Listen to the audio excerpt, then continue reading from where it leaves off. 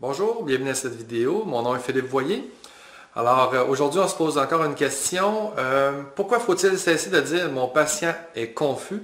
J'ai écrit prise 2 parce qu'en fait, j'ai quand même une capsule web que j'ai déjà fait qui s'appelle Delirium éliminant la confusion. Donc on va dans le même sens. En termes, c'est que le terme confusion ne permet pas de bien qualifier l'état mental.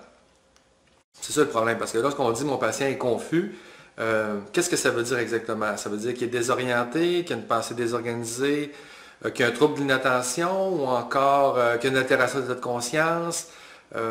Qu'est-ce qu'on veut dire exactement par rapport à ça? Le terme confus entraîne trop de confusion, c'est pas assez précis, c'est ambigu. En fait, lorsqu'on dit mon patient est confus, est-ce qu'il est atteint d'un AVC, d'Alzheimer, déficience intellectuelle, il est en psychose, délirium, encore une fois, terme confus, confusion, on ne sait pas exactement qu'est-ce que ça signifie. Donc, ce qu'il faut savoir, c'est que dans la profession infirmière, au niveau de l'état mental, on est très fort au niveau de tous les problèmes de santé mentale, schizophrénie et autres qu'on voit en psychiatrie.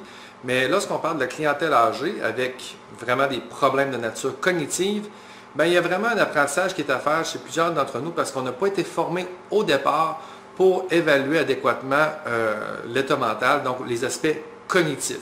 Et là, je parle de ceux qui ont été formés théoriquement avant 2003, lorsque la loi a changé.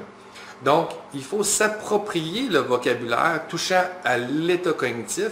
Et ici, l'objectif n'est pas de devenir des neuropsychologues, mais bien de qualifier adéquatement ce qui se passe au niveau de l'état mental.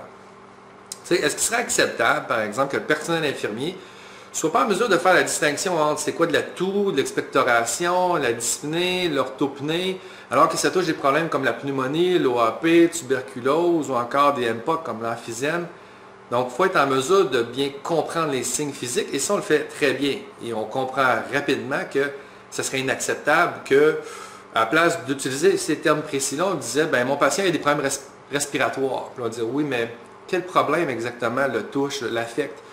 Ben, c'est des problèmes respiratoires. Oui, mais c'est-tu de la pneumonie? C'est-tu un MPOC qu'il y a? Est-ce qu'il y a une bronchite? Est-ce qu'il est asthmatique? Ben là, je ne pourrais pas te dire, mais il y a des problèmes respiratoires. OK, mais il est dyspnéique? Il y a des soufflements? Il tousse? Je ne peux pas te dire, il y a des problèmes respiratoires. On voit que ça ne fonctionne pas du tout d'utiliser le terme problème respiratoire pour tenter de couvrir un éventail si large de problématiques et de manifestations cliniques.